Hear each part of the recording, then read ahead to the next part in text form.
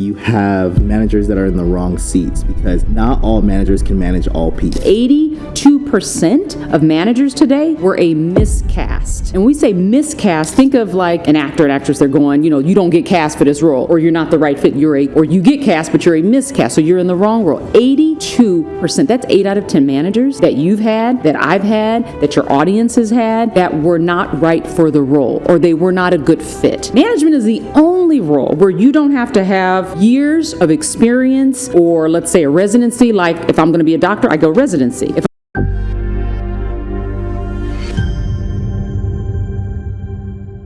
All right, Tiana Sanchez, welcome. Thank you. Thank you. Glad to be here. Thank you. So I was going to start off by reading your bio, right? But we're going to get to know you throughout the process. But for you, how do you like to show up in the world? How do you introduce yourself to whether it is potential clients, you're out and about, you just got off a stage and somebody's trying to connect with you. How do you introduce yourself to the world? Oh my gosh, so many different ways. But I'll say I am an ex-employee turned entrepreneur. I was a young mother to now just being, I'll say a multi-generational mother because I have a couple of kids. I tend to stay away from labels, but I think depending on who the audience is, I might introduce myself as someone who helps organizations solve complex people problems in today's world. And so there's so many different things. It just kind of depends on how I'm feeling that day of how I might introduce myself. But it started at the heels of a very interesting point in my life of how I kind of got involved in all the work that I do now. I love it. So the work that you do now, would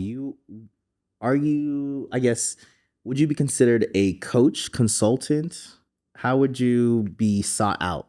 Yeah, so labels, that's an interesting thing when we talk about like how do you define yourself? What's your identity in this space? And I will say that today I will say that I am an organizational training and development leader, maybe talent development specialist. The short version is executive coach, something along those lines. Early on, though, I would say I started dabbling in the life coaching world. And then I soon realized that is not my gifting. I am not a life coach. What I do like to do is help people navigate in their business space, so leaders, mid-level managers, and things like that. So for me, it's helping those individuals learn how to lead better because I came from the time where people were promoted because they had seniority and they had success in a non-managerial role. None of that has to do with your skill set. So you have people in roles that really don't know how to manage. So now that is the lane that I operate in. So I like to work with people to help them be better leaders. I love that. I was having a conversation with a friend of mine and he was telling me about this the supervisor and manager he has. And I said, a lot of times you have managers that are in the wrong seats because not all managers can manage all people. And so I think that's where you come in. That is a word right there. Let me tell you something. Let me tell you a statistic that I read that shook me to my core. It said that this was a great company, Gallup. So we all have heard of maybe Gallup, Wiley, all of these amazing organizations that do statistics and studies. And there was a study that said 82% of managers today were a miscast. And when we say miscast, think of like an actor and actress, they're going, you don't get cast for this role, or you're not the right fit, or you get cast, but you're a miscast, so you're in the wrong role. 82%, that's 8 out of 10 managers that you've had, that I've had, that your audience has had, that were not right for the role, or they were not a good fit. Management is the only role where you don't have to have years of experience, or let's say a residency. Like if I'm going to be a doctor, I go residency. If I'm going to be an attorney, I got to take the bar. I got to take the LSATs. I got to do all these things. If I want to be a pilot, I have to go to pilot school and do 10,000 plus hours of training. Yet we have people, literally lives in our hands as managers. We influence, we impact, we uplift, we discourage, we encourage, we empower, we disempower. All of that affects the human being. And yet we don't give our people training to learn how to do that. So my own experience of having a toxic manager really helped to shape how I did not want to be that for other people. And I wanted to teach them how to be better. I think that kind of answers a lot of people's question. Is like, how did this person become a manager? Yes. They were miscast. And so in that process, when an organization has leaders within it that aren't necessarily ready for that role, how do they reshape that culture, or do they just should they remove them, or can they be built up? That's a great question. So I'll take my own personal experience. So when I was 17 years old, I was promoted into a management position. I worked for a little known company called Hot Dog on a Stick. Maybe your audience has heard of it. Yes, we had great lemonades and corn dogs. And I was 17 years old, and I remember being tapped on the shoulder around, hey, do you want to manage? And I didn't say yes right away. I had to go home and think about it because I was 17. Think about what you were doing when you were 17 years old. You probably weren't thinking about budgets and schedules and P&L statements. And I was going to be graduating in less than 6 months from high school. But I took it as an opportunity. But again, at this time, I'm 17, clueless, have no idea whatsoever about what it means to be a manager. You could say that I was at the intersection of uncertainty and excitement. So I was excited about the opportunity, but uncertain because I've never been there before. And I think that is where we find a lot of our managers. So in companies, you have these newbies, these rookies, right? If we're thinking of sports, you got a rookie. They're on the team, but they have no or little experience. So they're excited about the possibility, but they're really green. They've never been there. And so one of the things I think that we should be doing when we put people into these roles is you pair them with someone immediately. Like you give them a coach right out the gate. You don't wait for them to mess up before you partner them with a mentor or coach. We call that being proactive. We call that being developmental coaching, not punitive coaching. So we see a lot of punitive, they messed up, the employees don't like them, something's happening. So we react. So organizations, if they learn that you set your people up for success like you would on a team, sports team, that's how they should be shifting the culture. And they have a greater likelihood of being better managers. It's not the end. It's not a period. It's a ... That's a leadership journey. But that certainly would help if they set them up from the very beginning with that success. Absolutely. I think, and I 100% agree with that. I think a lot of organizations, what they'll do is they'll lead and they'll coach when a problem occurs, not before. And a lot of times, I was just reading this book, and where it was called the Motive, where it talked about how, what is your intention behind wanting to be in a position? And a lot of people just want to be in a position based off a title, but not based off of capability, not based off of experience like you just talked about. They just want the power of saying, I'm the CEO, or I'm the supervisor, or I'm the manager, but yet they're not putting the practice in. They don't want to do the meetings. They don't want to do the trainings to reinforce their leadership qualities. They just want to have the title. And a lot of times people, even the employees, they'll ask us like, what exactly does this manager do? What exactly does this leader that's in position do? And a lot of times the leader and the manager, they don't even know what they're supposed to be doing. They're just doing meetings. And, I heard a saying that goes, meetings are a reaction to not knowing what to do. I'd never heard of that, but I can see where one might, kind of make that connection. Yep. I think someone's ambition to pursue a position or a title can diminish the action required to be in that role. You don't want to pursue something just for the title, the position, the glam, the glitz, if you think that. Wanting to pursue a career because it's part of your long-term goal, great. Wanting to pursue it because, hey, you see the value that you can bring to others, great. Wanting to pursue something because perhaps at this stage, juncture, you are pursuing additional financial income and you see the value of that. Fantastic. However, if you think that you get anywhere without some grit, some hard work, you're setting yourself up for failure. And when you're dealing with people, you have to move away from the transactional part of the job as a manager into the relational. And this goes for entrepreneurs because, believe it or not, entrepreneurs, you're the manager, you're the CEO, you're the COO, you run all the roles.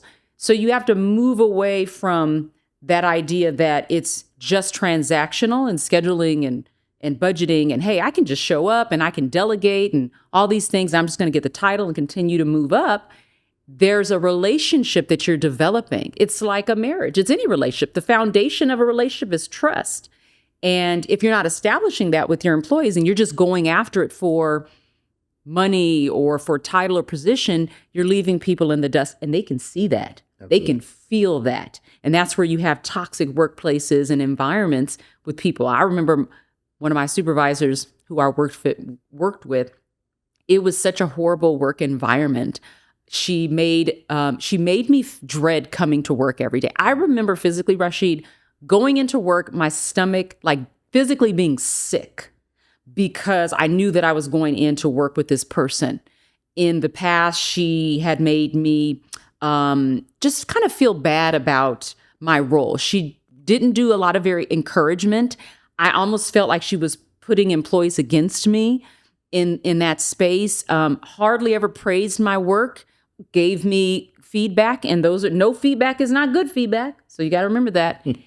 And I just remember thinking, I never want to feel like this. I don't want anybody to feel like this. And so that's really what drives me to help the people in these roles. I love that. I think, for me, within my organization, we went through a rough patch, and then I had to go back to the basics. I really had to start the engagement aspect, because it wasn't necessarily if things were getting done, it was how they were getting done, but also how am I communicating them? One thing that I do with leaders in my organization is we'll do like walk and talks, right? So whether it's on the phone or I'm in person in Colombia as well too, is we'll go on a walk and all we're doing is talking about the business. We're not talking about things that need to get done. We're talking about how it needs to get done. And then I'm getting input vice versa as well too. And so we'll go for about a mile and a half, whatever, turn back around, and then we'll go back. And so in that process, it's about walking them through the process with you. And then a lot of times throughout the conversation, when I say, comments, questions, concerns, then they'll have, okay, now I understand. Okay, now I understand why this is done and why this happens or whatever. Okay, I understand why. Especially it helps a lot when we're in the midst of transitioning and changing systems and processes as well too, because they'll have concerns about the future or they'll have concerns about things that are currently going on. And so I never want to show up as a leader that just tells you to do something and not give you the why behind it, because they need to understand it just as much so they can have a little bit of input and care into the organization as well too. It's like we're making this change for the betterment of the organization, for the longevity as well too. I think John Maxwell really summed up kind of the embodiment of a leader. If you've ever heard of the pinnacles, his five levels of leadership, right? So he kind of identifies these 5 levels of leadership where he has the kind of the base one, which is, people follow you because they have to, it's like, and then as you go up, so it's, it's position or, something like that. Then it's like people follow you because what you can do for them. And then it's, people follow you for, your ability to develop them. And it kind of just goes through these different stages. And then at the 5th stage is what is called the pinnacle. People follow you because of who you are, which is basically your character. And so kind of what you described is, I'm giving them the why. I'm walking with them. I'm showing them. I'm investing in them. I want them to see that I care about this. I care about them. It's who you are. It's the embodiment of your character. So we move away from, I got to follow Rasheed because he signs my checks. Because there's something in it for me. I want to follow him as a leader because of who he embodies as a character. And that transcends beyond just all of these other different things. So I think John Maxwell was onto something when he said that. And I think there's a lot we can learn from that kind of leadership, again, in all aspects of our job, whether it's, again, entrepreneurship, whether it's in the corporate space, whether you're an artist, whatever that is. Absolutely. And I think that's very important, because even when you dive deeper and you kind of turn that as well too, as a leader, you need to understand why people are following you, because you need to understand what drives them. Where are they coming from? Because they're going to be individuals that are going to follow you because of who you are, and then there's going to be individuals that are going to follow you because it is transactional for them, and that's okay. You need all those people in your organization, because if it is, for instance, say you're going through like a change in your organization, and this person is following you based off of who you are and the closeness that you have. The moment you create that distance, now that individual no longer feels that they're tied to the organization, because they were working closely with you. And so you being able to transition that process into a smooth transition where they still feel that closeness with you is very important as well too. And not wondering, hey, whatever happened to such and such? Recently when we went through our change organization, I was telling my business partner, I was like, okay, this person's gonna make it through the transition. This person's not gonna make it through the transition. And we were having a conversation. He was like, no, this person's been with us for years or whatever. They're gonna stay. I'm telling you right now, I feel it. And because of the closeness or whatever, and now we have someone in place, we have a VP in place or whatever, they're not going to feel that same connectivity anymore or whatever, and they're going to transition out no matter how much they've been here, right? And so lo and behold, it happened because it's not something that we could have avoided. It was something that we had to be aware of, because that's not going to be the first or the last time this is going to happen. It's only something that's going to happen along the way as well. So and just thinking through some of the experiences that I've had and kind of what I've gleaned working with individuals in this space, and some of the challenges that I think people have kind of adopting a different way of thinking about how to lead, whether again, it's an entrepreneur space or in the corporate space. I know for me, one big thing that came out of all of this was understanding that as leaders and as people, you're going to experience failures. Yep. And I think failures is a taboo term that we don't really speak enough about. When I was a young manager at 17 years old, I didn't have the freedom to make mistakes or fail. I didn't really understand how to manage. Remember, I said I was at the intersection of uncertainty and excitement. So in anything I think that we do, one of the biggest lessons that I've learned, a piece of advice that I give, even my coaching clients that I work with, and we talk through, because when you're developing, you're learning behaviors and skills and things that maybe you've never practiced before, or you've gotten away from it. So you got to flex those muscles again. And so I often give them permission. I said, you're going to make mistakes. You're going to fail. It's not that you should be fearful of that. It's how you recover from it. I heard a quote once that has resonated with me. I don't know who said this quote, but it was amazing. And it said, failure is only failure if you fail to learn from it. And that just spoke to me, because we never, growing up as kids, you fell, F-E-L-L, on the ground. As children, you kind of got back up, depending on how your parent responded to you. If they coddled you, oh my God, then you took that to mean, oh my gosh, I should be scared in this moment. So failure to me, I associate with fear. If your parent said, oh, you're good, get back up, then you associated with that, oh, okay, it's going to happen, no big deal, I recover. If your parent didn't even acknowledge you at all, then maybe you took that to mean, okay, so I got to figure this out on my own. So we all have different relationship with that, and it carries over into our work, into our personal life, and all of that. And so for me, I have made it my mission to really integrate that experience of failure with my clients, whether they're coaching, even with my team. I'm like, one of our core values is failure. It's like, you're going to experience failure, recover from it. Know that you can learn from it. And that's kind of how I help my team. So I think we don't talk enough about how failure is integrated into what we do and how we need to be able to move from that, move past. I think, this is jogging my memory right now. So I was in a session, and I remember I'm talking to my therapist, and we're talking about this aspect of failure, right? A lot of times people don't talk about it so much because they think, when they go back to the earliest memory of failure and what impacted them so much, to them, it's such a small thing that they think that this shouldn't impact me so much. But why is this drives my behaviors? Because it's tied to worthiness, and also it's tied to shame as well too. And so when they think about failing, because the question that prompted the discussion was, okay, where in your past have you failed and you couldn't recover? And a lot of times there is no story.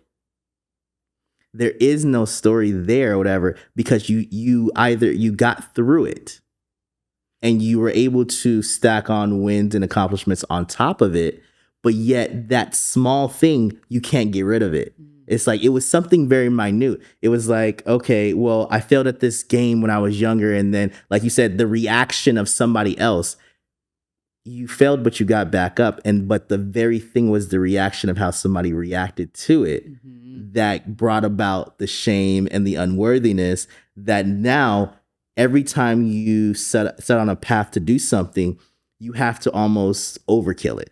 You have to go above, or you have this anxiety about it. It's like, I'm not prepared enough, or I'm not worthy for this promotion or this next level or whatever it may be. So it's tied to that small thing. So is failure actually truly failure? Right. And that is a question. I think you'll have a lot of different people. There's people that talk about, hey, I don't fail. You have athletes talk about, we don't believe in failure and da da da. And then you have someone like Sarah Blakely, who is the multi-billionaire over Spanx, who when she was a kid, her father used to ask her questions when she would come home from school.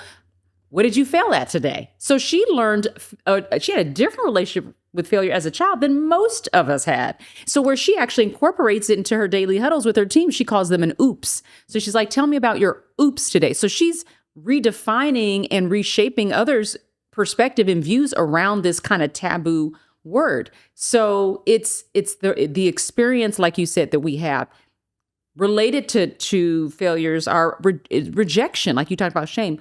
Rejection is a part of that, being abandoned, being overlooked, being discounted, discarded. When we experience those things, those are kind of the things that we feel. We don't get the promotion that we want, or we, don't get the business that we pursued, and you interpret that as rejection or, again, abandonment, or just, I'm feeling discarded. So you have to have something in place to help you recover from that. And again, part of, I think, this conversation is, we talk about failure because everybody's going to experience it. It's important that we understand what our relationship is to that and how it affects us in any and everything that we do. Absolutely. And that's the biggest thing, is just understanding underlying the stories, and then also the self-belief too. So I want to make a transition here.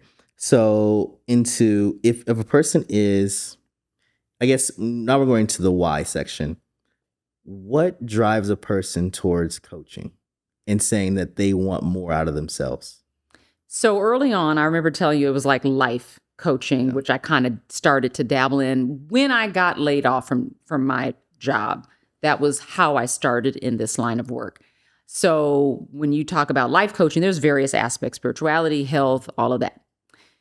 Usually in that space, people identify for themselves that there's something that they need and they pursue life coaching. In my experience, that's what I found. There's usually not someone necessarily outside telling them you should get a life coach. Maybe some people who know about it, they have this internal radar that says, yeah, I probably could use, like when you get therapy. Yep. Yeah, I probably could use therapy, right? When it comes to professional level coaching, in my experience, it usually comes from someone else telling that person they need coaching. Their manager, their supervisor, their peer, their mentor. And that is the distinction that I like to make when we talked earlier about being proactive. I do not work with clients that do remedial coaching. Remedial means you've done something bad, go to coaching. I don't do that. Yeah. I don't like to work with people because immediately they have a resistance to it. Immediately they feel like, oh, I'm in trouble. I could be on the verge of losing my job if I don't tell this person exactly what they need to hear, kind of in that space. So I stay away from the remedial type of coaching. I prefer the development level coaching, which is, to your question, how do people know that it's time for them to grow? Hey, I just got promoted into this position. You know what would really help me in this stage of my career? I would love an executive coach or leadership coach for 3 to 6 months to help me navigate this new role. Mr. or Mrs. So-and-so, is that something we can put in the budget? Can I get that? Great. Or I identify, I'm promoting someone, you know what we're going to do part of your package? We're going to provide you with a leadership coach to help navigate this new transition in your career, to help you grow. Hey, our company is being acquired, or we're doing something, we're changing. I want to make sure that your development doesn't get put by the wayside, so we're going to help support you. It is knowing that you have a leader that can see through that, that's emotionally intelligent, that can say, I see this person needs it, or myself identifying we're going through a transition here.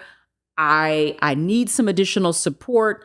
And so I'm going to ask for what I need. A closed mouth does not get fed, as my mom once said. And so you have to be willing to ask. So most people, I have found, it comes from their supervisor. Occasionally, depending on what level of leadership they have, if they're C-suites, they usually will identify within themselves that they need an executive or leadership coach. So that's how I've seen people identify. Occasionally it might be in like, oh, something bad has happened, and we may talk through it, but I really steer clear from the remedial type of coaching. Definitely. I can even see why too, because a lot of times they're coming with a label, or like you said, they're in trouble or whatever it may be. And so at that point, they're not even open to the full scope of coaching because they're coming with something that somebody else has identified in them or whatever, and they may not be open to the full scope of everything that you have to say as well too. Let me tell you, I had a story. Once I was working with a nonprofit organization, and I had worked with them for a few years, and they had said, we have a leader. We'd love for you to coach this person. What I didn't know is that there was some other things percolating behind the scenes where I think there was maybe some staff or employee concerns or what have you. I didn't know the full story, but I had already worked with them. And I was like, sure, let me meet with this person and then we'll talk. So I remember us meeting at a mutual location or something. And I sat down and chatted with this individual. And I remember just her body language was so closed off. There was this skepticism that you could just see all over her face and her body language, just kind of give me the side eye, I don't know who you are. She didn't say it, but that's how I felt. Yeah. And why I need to work with you. And what I soon realized is that there was this mistrust that she had with the organization and also selecting the coach for her. And that was a key lesson, Rasheed, because now what I do with my clients is I do a chemistry call. Before we actually work together, I do a series of chemistry calls between me and my trained coaches so they get to pick. So I learned early on getting that individual involved in selecting who they're going to work with was absolutely instrumental. And it was necessary for their buy-in and for their ability to participate, because it is a participatory relationship. So that was a big lesson. Then the second thing that I learned, I'm a woman of faith. And at that point, I had never intertwined the two. I kept business and my faith absolutely separate. I didn't know how I could mesh the two because I never saw that anywhere. I just didn't know how to do that. And I remember, again, feeling this resistance from this other person sitting across from me and this kind of skepticism and side eye. And I don't remember exactly what I said, Rasheed, but somehow I mentioned my faith. And I don't know that I had ever done that before. And I said, oh, something, I go to church on Sunday, or I don't remember what it was. And instantly, her body language kind of shifted a little bit. And she was like, oh, you go to church? What church do you go to? And I was like, yeah. And we were talking and I said, oh, and then we started having this conversation about our faith and about Christianity. And when I tell you the walls came down and I could just see that this relationship could be fruitful. That was 8 years ago. To this day, we have a very good relationship. And from that experience, again, I learned, a couple of things involving the individuals early on. And then also, you'd be amazed at how people connect with you because of who you are. Yeah. And not closing off and hiding who you are. I had no idea. I wasn't trying to impress her. At the same time, something about who I am resonated with her and she wanted to work with me. Absolutely. I think that is such a good point, because in today's world where relationships and transparency is so at the forefront, that it is in alignment with the path to leadership, whether you are leading or you're trying to lead yourself as well too. And so my question to you is this: as leadership has continued to grow throughout the years from when you began to now, what are some of the things that stick out the most that are stopping good leaders from becoming great leaders? When I was 17, I remember being told that leadership it's not personal, it's business. And I'm sure every one of your audience members could finish that sentence for me. It's not personal, it's business. And that is how I led early on. I took emotion out of it. If I had to make a tough decision, it was that decision. When I had to let people go, they'd sit across from me. They might be crying, bawling their eyes out. I had a stoic face. Yeah. It was not personal. It was business. Carried that on when I worked in retail. Carried that on when I worked in furniture and financial. It wasn't until I was fired and laid off. I'm like, this feels pretty personal to me. You firing me? You laying me off? And through that journey, to me, that was the biggest mistake and mislabeling of a phrase that I could ever imagine. So when we say to people, it's not personal, it's business, it really is a lie, because everything is personal. You know why? Because we're persons, we're people, we're humans, we are emotional beings at nature. When you try to tell somebody, you know what, you're going through a divorce, you lost your kids in custody, your mom's going through cancer treatment, we tell you drop all that. When you come into work, you all about work. Forget all of that. How do you think that makes that person feel? Number one, they can't forget all of that. And number two, what if you took a different approach of embracing who they are, what they're going through, and reach them on a more personal, intimate level? Again, it's moving away from that transactional to more relational. So for me, that statement of leadership, of how it's very antiquated. It's probably very patriarchal if I'm not, because we think of white men in leadership roles. That's Yeah. When I saw myself as a Black woman, I didn't see myself being as an entrepreneur or a leader of a company. It was a white male's job, not for me. So it's not personal, it's business. That's probably where it came from. So we have to, as leaders, evolve our thinking. And I think for a period we did during COVID. Yeah. We started to embrace more empathy. We started to embrace more acceptance. We would do Zooms and parents would have their kids sitting on the lap and everybody's like, oh, that's so cute. Yet 10 years ago, you'd be admonished for that. Yeah, true. So there was a period where we started to move away from that leadership. My concern is that we might be going back to old ways and old habits and removing that humanity and even the civility for our people in that lane. So that I certainly want to make sure that we don't regress, that we don't go back to those old ways. Absolutely. And it's kind of there are pockets within business and pockets within leadership as well too, where there are these community circles in which people are vying to get into these higher communities in that whole aspect. Where in that is, I guess, where's the correlation between business and personal leadership growth? Where would you say they cross? Well, I think they're very intertwined. I think it would be difficult for you to lead without, again, that kind of personal piece tied to it.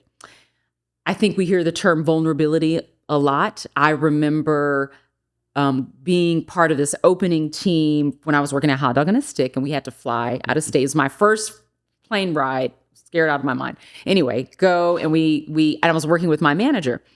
And I remember at that time, I only saw her as this kind of disciplinary, authoritarian figure without emotion at all.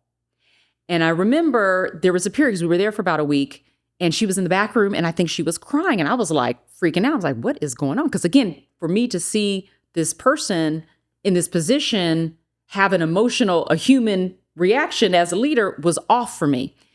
And she shared with me something that had happened back home that she was going through.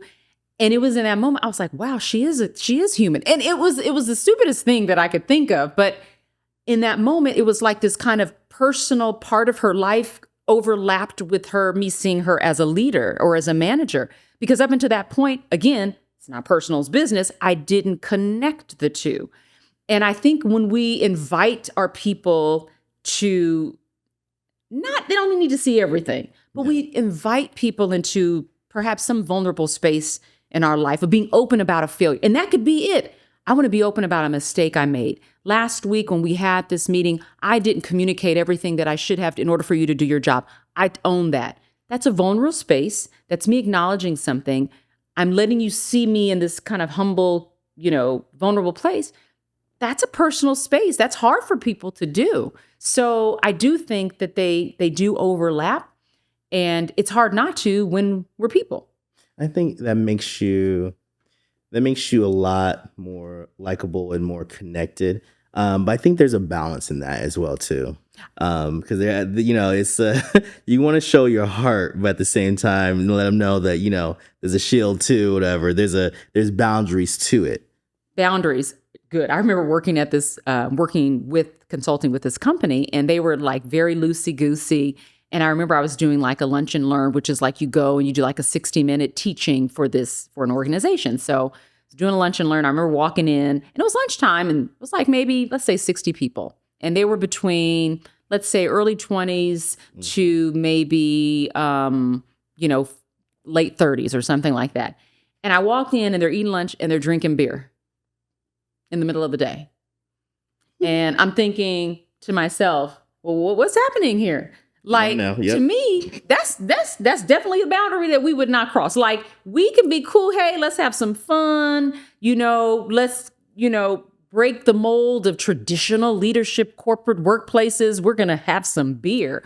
I was not okay with that. Yeah. And it was, again, you talked about boundaries. And so there definitely has to be some of that. You don't want to just be the cool and even the likable boss. I want to be the respected boss. I want to be the boss that people say, I can talk to this person. They listen to me. They understand me. And when they need to, they can get on me, but I know they're not doing it because they don't like me. They want to see the best out of me. And I want to be that person that people see. And it's okay that, people may not be there yet, but they can grow to be that kind of leader in that body. I hope people aspire to have that relationship. I think that's where, emotional intelligence kind of really took off a few years ago. It wasn't new, but it was new to managers because they didn't operate from an emotional space. It's not personal. It's, you say it, business. Exactly. So they had to unlearn what they've learned and learn how to be more emotionally intelligent. So we still have a ways to go. And I'm hopeful that people, managers, bosses, entrepreneurs, leaders get there. Absolutely. I think that's such a crucial thing. So I would say even over the years of, just dealing with employees myself, and seeing the ebbs and flows of business, the communication has changed. Not necessarily, it's one, how I speak to them, but also how I listen to them as well too. Right now, with, our VPs and our leaders in our organization, one in particular, she's very yes, sir, yes, sir, yes, sir, whatever. But she's always the one, if I say any questions, then she'll be like, yes, one more thing. She always has one more thing. And sometimes it's like, so I wanted to talk to you about something. And so she'll bring it up and I'm, and I'm just listening. I'm just like, okay, great. That's a concern of yours. Okay, let me take a look at it, come up with a game plan. And so I'm giving her ownership over it. Come up with a game plan. Let's talk it over and then let's implement it. And then you set a due date and let's go over that. And so it's giving, not only it's listening, but it's giving her the authority to enact and also to delegate other things as well in the organization too. And I remember in the beginning, starting my entrepreneurial journey, like you were saying, we're trying to do all these different things or whatever, trying to hold everything so close. It's like, no, we can't let them have this information because they're going to run off to, it was an unlearning process to trust your people. Mm-hmm. And so you have to give people rope enough to understand not only what's going on in the organization, but there's certain things that you can let them know that's going on even in your own life, whatever, so they get a better understanding. Sometimes, managers and leaders, they'll bring what's going on at home into their organization or whatever. And you don't have to give them the whole span. You just say, hey, today I'm just having a rough day or whatever. So if I come off a certain way or whatever, it has nothing to do with you. It's just letting you know. So it's small things like that build that vulnerability and that trust as well. But also it's even sharing the victories in your life as well, too. And so those are the things that allow good culture so that so it gives them permission to share as well too. And so those are things that we're trying to cultivate at Syndicate too. And I'm sure you've learned, as you shared that you have gone through counseling or therapy, that you start to learn behaviors that you can apply. Absolutely. Not everybody is taught how to be an active listener. Not everybody is taught how to empathize. Not everybody is taught how to ask very good exploratory, thought-provoking questions. And these are things, again, when I said early on today, at the very beginning, you have 82% of managers that are miscast, that they're promoted because of seniority or experience in a non-managerial role, that they've not learned these skill sets. And so they kind of learn on the fly. So if we do dedicate and devote more development and training for people to learn these important, what we call soft skills. And I hate that term, soft skills. I really need somebody out there needs to find a better term for soft skills, success skills, critical skills, something. We are delegating that to you. Oh my gosh. Yes. I've been working on this for years and I haven't landed on anything, but success skills, AKA soft skills, those are the intangibles, the communication, the active listening, the empathy, all of that, trust building. They're so important. And where do we learn that from? And we have to, if we're going to be good communicators, as you talked about. Because I think most of us, Rasheed, think that we communicate really well, and we don't. We do not. We do not have great self-awareness. I think the number was like 80-something% of people think that they're self-aware. Less than 15 are actually self-aware. We really have very little awareness around how good we are of communication. And there was a term that I heard once. It said, information is getting out, communication is getting through. So you haven't effectively communicated if what you said did not get through to that person. And sometimes you got to sit there and not only just get through to the person, but you got to sit there and get through what they're saying too. You can't cut them off. You got to go through the whole process with them. So that's very important. So as a coach, you're constantly in reflection. You're intaking information, you're outputting information as well too. And that has translated into books and your writing as well too. What for you has been your most impactful writing? So my first book, there's 4 books that have my name on it. The first one was a collab right after I got laid off. Kind of kept me busy. It was kind of this challenge to myself. And it was, again, I do believe it was destined. It was like I was at the right place at the right time. My first solo book, which was Undefeatable. I was a kickboxer for about 7 years, did some sparring, and it was at the right time, me being laid off. So that book is very near and dear to my heart because not only was it the very first writing that I did, it was at a time where I was feeling very much defeated, had never been laid off or fired from a job, was married, had 2 kids, didn't know how we were going to pay the rent, mortgage, whatever. And it was a very defeating season. And so I took to writing as therapy, and I took to writing to jot my thoughts and all of that. At that same time, another incident happened that would change my life. My sister went into the hospital for a routine procedure. And I remember getting a call in the drive-thru at Starbucks, getting ready to pick up my latte. And on the other end of the phone call was my aunt telling me that my sister had coded, like she had had a heart attack. Now, mind you, I didn't even know she was in the hospital. So I'm listening to my aunt. I'm looking at the barista.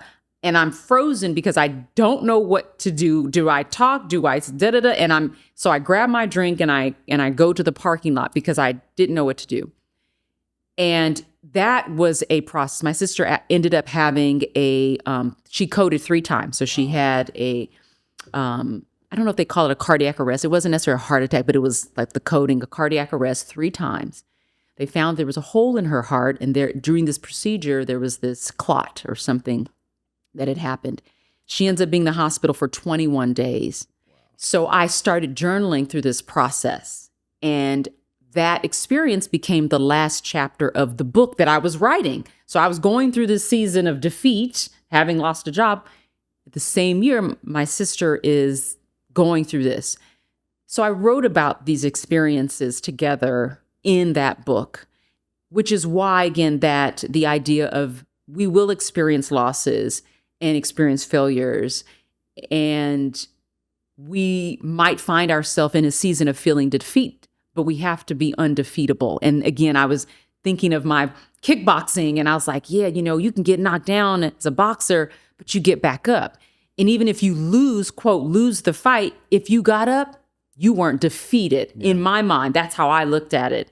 So this idea of being undefeatable wasn't whether or not you were knocked down or you had a setback or you had, a situation or something really detrimental, traumatic happening to you. It was your ability to continue forward and finding the determination, the effort, to put for all of these things to get you going. So that book, to me, has been a guiding light for me and hopefully for others. And it's still near and dear to my heart. The first will always be. Yes. And then the second book. So Effed Up, The Upside of Failure was also another book. It was kind of on the heels to this one. Okay. And we explored more. I did that with my son, who was 17 years old at the time. He wrote the last chapter in the book because I was thinking like all these kids is coming out of high school, going into college thinking they should just be making 7 figures and hadn't done anything yet. And so it was in that season, I was like, okay, we need to explore this idea of it's okay to fail. You got to fail up. So that being the second book. And then just recently, we released another book on civility. And it's actually the conversation we've been having today about leaders is really built on that. It's called The New C-Suite, Civil Leadership in Action. And it just became Amazon's one of the top new releases in 4 categories. Nice. So we're excited about that. Congratulations. Thank you. And it really is not only about the C-suite of corporate, like your CEOs, your COOs, but C for civility, C for consciousness and awareness, C for change. And so in the book, we talk through this kind of civility in action, what it looks like, what it sounds like globally in your world, in your business, how it affects everything and everyone, who you touch, the decisions you make, how you run your business, the things that we do. So it's really, again, my goal and my hope is that book just really reaches people and resonates with them to think less about themselves, more about others. And if you thrive, then I should be thriving too. Like we all can thrive. So it's a multi-co-authored book as well too. Yes. So what is the collection of individuals that you've brought together for this book? Yes. So this book consists of people from all different industries. We have someone in athletics. We have someone who's worked in nonprofit, someone who's an adjunct professor, and someone who works in aerospace. I wanted to pull together people that have lived a while, right? So they're seasoned in their own right. They've had some experiences. They've had some ups and downs, some failures and some wins. I also wanted there to be people that they can look on the back of the book and say, oh, okay, they look like me, or we may got something in common because of, their gender or their race or their background or their age. And not that we put the age in the book, but so I wanted this to be a collection of individuals that, again, were different, uniquely different, brought different experiences to the table, and also that could speak to this topic in very unique ways. So we kind of walk you through the evolution of leadership to what civil leadership means. And then we kind of set the behaviors. We give you some framework. We even kind of share how you can implement this in your organization. So it's kind of broken up in that way. So there's different pieces, no matter where you are, you can learn something. So you don't have to start from the beginning. You could really start anywhere in the book. However, we did design it to kind of give you a sequence or a roadmap, if you will. I love that. Okay, so if someone was to come to you, say it's a young man or a young girl that is beginning in their process of unlocking the more within them, where would you suggest they start? Because they have so many questions that they're already coming with, whether it is, okay, I know that there's more in me, but I can't unlock it. I see that I want more, but I just don't know how to get to the how. There's such a gap between my here and my there. And I know I want to continue to get the building blocks. And I know it doesn't just start with me getting a promotion or a job or whatever, because I can't even ask for a promotion or a job. Where would you suggest that they start? How would you start the building aspect with them? I think self-evaluation is important. So one of the things you can do is, if they're not sure where they want to start, but they feel this yearning, this desire to start somewhere, get out a piece of paper, write down the things that would define your skills. Like, what are your we call it skill stack. And so you just kind of stack on top. What are the things that you're great, that you feel that you uniquely do better than most people? And again, maybe it's some of those soft skills that I talked about. Hey, I'm really good at negotiation. I'm really good at communicating my ideas clearly for others. I'm really good at, whatever it might be, kickboxing, And so you begin to kind of stack these skills. So you're assessing initially. Okay, great. Then you write down, okay, what are some blockers or things that might be limiting me from pursuing, another path? Don't have a lot of money. I don't have a degree, don't have education, So you start to list kind of the blockers. And then you begin to think about, well, what do I have? You go back to your skill stack. You go back to what you do have. I may not have a degree, but I have 10 years of management experience, which is actually my story. I may not have, capital or financing, but you know what? I do have this small savings and this small investment or whatever it might be. I don't have a ton of resources, but hey, I know there's these great websites online that, I can get some great services, So you start to combat, and slowly you'll see that what you don't have is not as bad as you think, because you do have a lot of things going for you. So you start with self-reflection, skill stacking, then you go through what do you have, blockers and builders and things like that. And if you really are into the entrepreneur space, most people get into because they're solving a problem that exists. It doesn't have to be AI related. It doesn't have to be tech related. I know we all love tech and AI and all that wonderful stuff. I remember hearing about someone, I think it was in the East Coast of New York around COVID, or we're getting out of COVID. All this person did all day was stand in line for other people. Stand in line for other people because they didn't want to, for like an opening of a new thing or an Apple something or whatever. And that was a job. I know there are professional cuddlers, people that want to be cuddled. There was a need that someone needed to fill. And guess what? That was it. So you don't have to start thinking of like, ooh, I got to be tech related. It's just start small and think about, okay, what need have I been seeing that's out there that I can solve on a small scale? And then you match your skill stack and say, okay, do I have those kinds of things to be able to do that? And here's the other thing, Rasheed. You gotta have this. You gotta have this. Those are people in your circle, a tribe of people that you can bounce these ideas off of. Call them your mini advisory, your tribe, your council, your sphere of influence, whoever it is. It doesn't have to be 10 people. It could be 3. And you float those things and say, hey, I've been thinking about something. What do you think about this? Or, hey, what do you think are my skills? I wrote down a few, but people have different perspectives of you. They experience you differently. They may say, oh, you're really good at this. And let me tell you why. You might, oh, okay. That could lend itself great over here. So you never get anywhere alone, nor should you. And you need to have people telling you things that you need to hear, not what you want to hear. And then what helped me is when you have an idea and you're really excited about it, you might be like, yes, I'm on to something and it feels good. Go home, go to sleep. Wake up the next day. And if you're still excited, okay, do it again. Do it for a good month. If you still feel that excited and that light and that energy after a month, then you really are onto something. Because some of these thoughts and ideas are fleeting. Because it's happened to me. I'm like, oh yeah, this is next big thing. And then it'll be like 2 days later, I'm not feeling it anymore. And I just don't, pursue it. If you're still feeling it after a day, a few days, a week, a month, then I would say, okay, you need to lean into that. That would be the part. Absolutely. I think that is amazing, great advice. Because even, especially the waiting and the cooling off period too, because not all things need to happen right now. You may not be in position, but you may be in transition to that. So especially if you have like a corporate job, or right now you're working, you got a 9 to 5, but you do have that feeling that there is more the entrepreneurial aspect or whatever. You'll be able to transition a lot smoother, because I started my first business when I was 19 and I'm 33 now. So like my last job was between 15 and 17 working at McDonald's.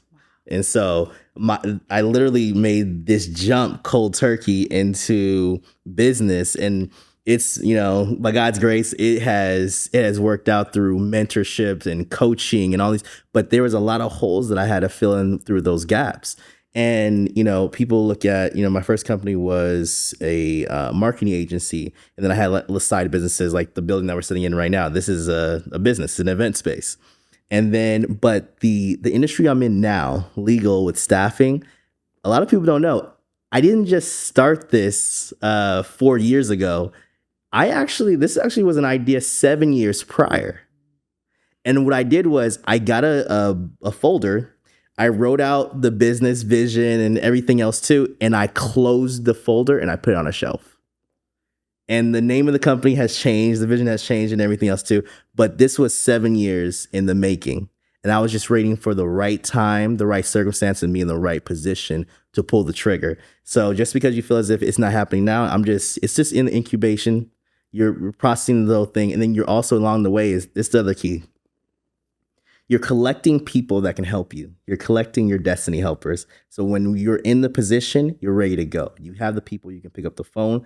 When I was first learning this industry and this business, my days in the first couple of days were YouTube, picking up the phone. Hey, I had this question. How does this paperwork work? Okay, who do I need to do? YouTube or Google it. Yeah, and that's all. Look, I bump into a problem, and YouTube phone call, notes. Okay, implement. And that was my process of transition. And so I didn't go into it thinking that I needed to be perfect. I just needed to progress. Leadership and perfectionism cannot coexist, but leadership and obsession can. And so I was obsessed with building this, and I'm still obsessed with building this business. And so until my next thing. So I'm actually in transition into the next industry, but that'll be about 6 years from now. Well, I think what you said is great, because the timing and letting things grow in their own, kind of season is important. And I think that we live in a culture that says we have CEOs that are like 12, 13, 14 years old, because the barrier to entry for the influencer space is like so low. Yeah. And competition is a goal killer, because you think you have to compete with other people. You took a bold step. You wrote a vision and you closed it. You said, okay, I'm going to come back to it. People now will be like, okay, I got to do this. I got to do this fast before somebody else gets to it, or I got to do it before I turn the age of something, whatever it is. So you have to know that it's in your timing, or in God's timing, that you have to be okay with the process. Doesn't mean you're not doing things on the back end. I don't think you closed the book and was just sitting on a couch watching Netflix. I think you had other things going on and you knew it was there. And you're like, okay, when I get the signal and I know it's time to go get that and off the shelf, open it back up, I'll know, because I'll be ready. Because there's things that we're being pruned for and positioned for that maybe I'm not ready for in this time in a moment. The idea came, the download came, let me get it out. And then when the right time comes, I'll go back to it. But in the same time, you're doing things. So we have to not always be looking at other people all the time. I think a healthy competition sometimes. I just remember a speaker saying on you remember you're a kid, you go on your mark, get set, go. Yep. When you're racing, you have yourself and these other people lined up at the starting line. And the announcer says, on your mark, get set, go. And I remember the speaker saying, well, when you spending time looking at what this person over here is doing, it's not on your mark, on my mark. Yeah. And it's like, you don't need to think about what other people are doing. You need to think on your mark, in your time, in your season. Your season may not be that person's season next to you. Yep. And if you focus too much about what this other person is doing, you might miss something in your own. And that is just something that also stood out to me. So I think of on my mark, because I'm at a certain age, and sometimes I want to compare myself to someone else who's further along or who's younger, who's doing something. And I remind myself, okay, Tiana, on my mark, not on their mark, on my mark, what are you doing? Where are you at? And it gives you a piece I don't always succeed at. I may fail at it sometimes, but I'm smart enough to know to check myself and say, okay, Tiana, nope, don't think like that. Remember this. Absolutely. Because you have to stay within your lane and understanding. My mother once told me you have to know the difference between an opportunity and distraction. And a lot of times it's as simple as, what were you doing before this came into your view? Because I'm of faith too. So for me, when God whispers something into my ear, okay, I gotta really sit down and think about it. I'm just like, okay, do you want me to do it now? Or you're saying, hey, pay attention to what's going on? Because a lot of people, they'll pull innately, we are procrastinators. So when something gets into your exposure of thought process, it may not be right now, but you'll know through confirmation. But that still means pay attention, because you'll start to see the destiny helpers coming. You'll see your environment start to shift, and then you'll know the timing from there. And then you can base it off of your capacity. As you know, as being in like a highly driven high achiever, we can do a lot of things all at one time, but we have to be able to measure what is the outcome that we want from this. Not every business needs to be $1 million revenue business. Some businesses, okay, I'll be fine with $40,000 out of this business. I'll be fine with, maybe it's 800,000 or maybe it's $1 million. I have to know the capacity of everything that I'm putting input into, so I know where I need to be spending my most time, but also the systems and environments I need to build around it too.